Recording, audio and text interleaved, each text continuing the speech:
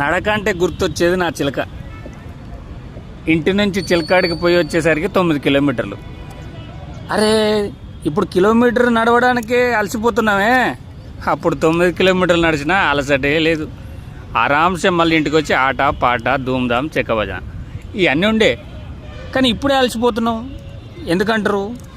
ఇప్పుడు అసలు నడకే లేదు కదా.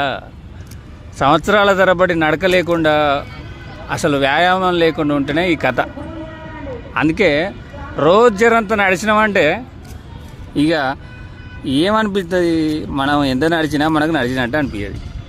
గది మన కాడ తగ్గిపోయిందమ్మా. సో పెంచాలి. నడక ఆరోగ్యం ఇస్తుందని అనడానికి మా తాత చంద్రయ్య అని ఉంటాడు.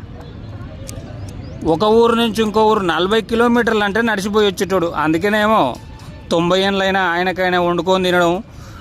ఇప్పటికీ పెద్దగొడ్డలు పట్టుకొని కట్టెలు కొడతాడు. 10 కిలోమీటర్లు అయితే నడుతానంటాడు. వాళ్ళ బలం కింద మన బలం రవ్వంతేనే. అందుకనే జర నడువుర్రి.